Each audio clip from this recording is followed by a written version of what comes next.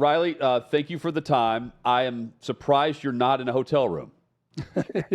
I know. That's the state of my life nowadays is in a hotel room. But I am home. I'm in Tennessee, which is a blessing. So that's an excellent cabinet work you have behind you. By the well way. done. I love that style. I'm a big fan of cabinetry and looking at it and seeing the different colors. And this is my favorite. This is my favorite color combo of cabinets. Is that midnight blue that you have going on with the gold? Very well done. Good job. I think this is Chad coming out as trans right here. Yes. This is where you tell him that it's not your home that you're sitting in. I'm boxing in 2028, everyone. Just wanted to make that announcement. So look at my notes. I don't know if you can see this, Riley. This is me trying to decipher whatever the hell happened with the IOC and the passport that says woman or female. What do you make of what took place at the Olympics and with Aman Khalif is the athlete's name with Y chromosomes, according to the IBA? Yeah, that's what this is. This is a male. It's really that simple. People say this is complex. It's a complex issue. It's really not. If you have a Y chromosome, you are a male. I believe that this is, from what I have been able to gather, it's hard to really honestly distinguish what is true, what is not true. I know, I agree.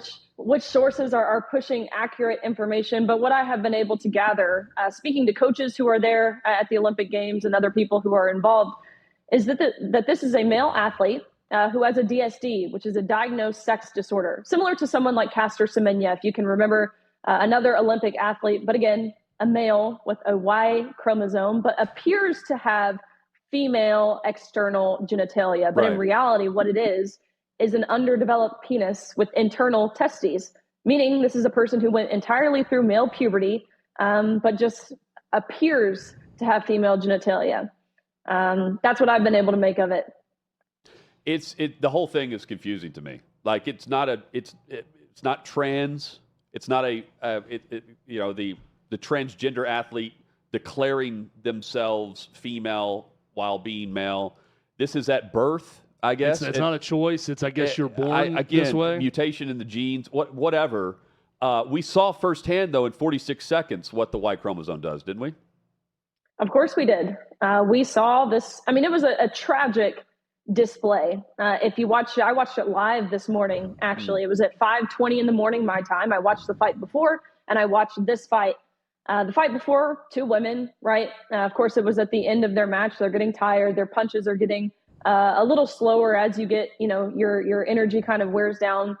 When this male stepped into the ring with this female, the punch was not like any of the punches from the fight before. It was very clear that this athlete was different than the athletes from the fight before. And of course, the woman in the ring. I felt heartbroken. The first punch it landed, it dislodged her helmet. She ran over to her coaches. They put it back in place. She went back to the middle of the ring, took another punch to the face, walked back over to her coaches, obviously distraught, obviously looking heartbroken. You can see it in these photos. And she calls off the fight. She forfeits, she abandons, she walks off. She says it's not worth it. In an interview afterwards, she even said, "This is the hardest I'd ever been punched in my entire career." She stands up there. The official holds up the hand of the male athlete. She sits there, kind of, I guess, soaking in the fact that she had just lost. But in reality, she is the winner. She is a hero, I believe, not just for herself personally, but she is a hero for every young girl watching that, every female athlete, every woman, really for all of humanity, for forfeiting. The IOC statement filled with a lot of contradictions, I thought, in the 4-page statement they released. They went very aggressive, calling anyone who had a problem with this aggressive and someone who's stirring things up and being unfair and attacking these athletes that have a female on their passport. They reference the passport deal a lot of times. They attacked the governing body that ruled them ineligible, saying it's the only one to do so, and they didn't do it with good governance on the tests they did and everything else. But then in the end, Riley, they come back and say, But we at the IOC have been wanting a unified set of rules across the world for a while, and we need to get that before the 2028 Olympics. So almost acknowledging that, yeah, this is a scandal, and we got to get everybody on the same page. What did you make of their response to all of this? Well, their response was them doubling down again on glorified male violence against women. The IOC doubled down on that. That last little piece about unity, about wanting to be non-discriminatory to everyone. Yeah, that's the same thing they said in 2020 after having Laurel Hubbard, a male athlete in weightlifting, compete in powerlifting with the women. That's just the obligatory piece they have to say. They don't mean it. They don't care about this Angela Karina. They don't care that she could have potentially lost her life. That sounds exaggerated, but that's the reality of it. If it's a fatal injury, the IOC doesn't care. And it falls in lockstep with the same way that the Democratic Party as a whole has responded to this issue. The message that they are sending loud and clear to every woman, again, to really all of humanity, is that we as women don't matter, that we're not worthy of equal opportunity. We're not worthy of calling ourselves champions. No, we exist to validate the feelings and the identity of a man.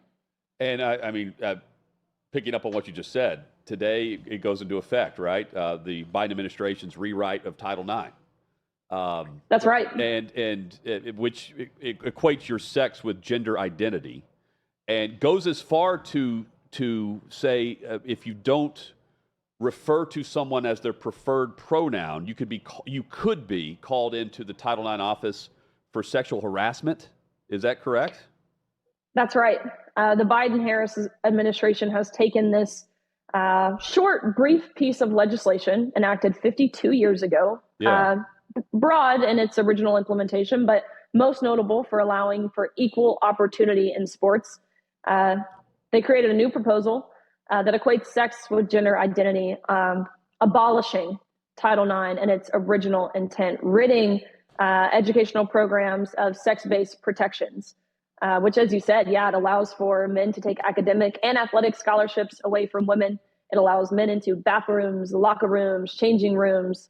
It allows for men to be housed in dorm rooms with women. As you mentioned, your speech would be compelled. Yeah.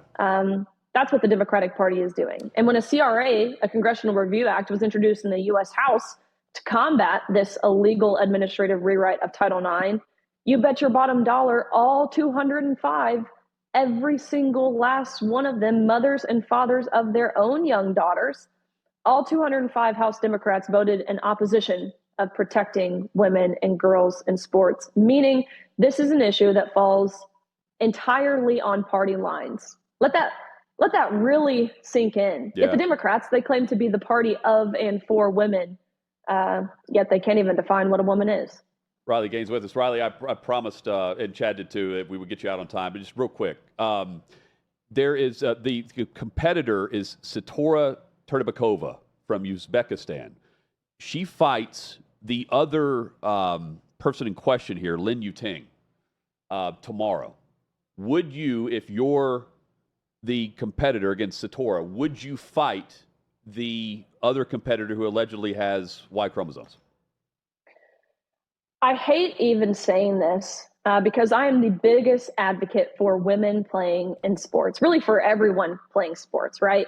So to even suggest that this woman shouldn't compete, it pains me to say, but that is the most effective way to send the message that enough is enough. And when your safety is on the line, like hers will be tomorrow, I believe it's in her best interest to step out. Again, that's how we send the message to the IOC, to the Democratic Party, to the NCAA, to any of these corporations who are backing this, supporting this. That's how we send the message that we're rolling up our sleeves and we are saying no. I'm sitting here live on the show and I'm thinking, imagine being that woman where you hear the IOC saying one thing, right, of the passport, and then you have the fight coming up again at the Olympic Games. It's also and I think you answered it well, Riley. It's almost an impossible spot to be in when you think about training your entire life to be in this once every 4-year event. Man. Yeah. And that if you want to stand up for something bigger, you got to step away from that competition you fought and trained so hard to be in that spot. That's a tough ask on anyone, but no doubt. I agree. It's the only way to really force change is if everyone stepped away. And then it caused a huge scene.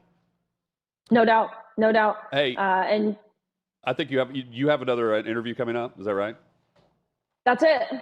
I'll be on the evening edit on Fox. I'm Fox keeping you on Business. time. I'm keeping you on time, Riley. Next time you come on, though, we need to discuss the swim that you had in San Francisco.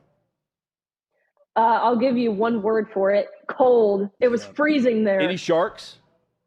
I saw lots of fins at first, and I was freaking out, but apparently they were dolphins. But I think the person on the little paddleboard next to me just told me that. I'm convinced they were great whites. Yeah. I'll say the same thing, too. Thank you, Riley. Hey, thank you, Riley.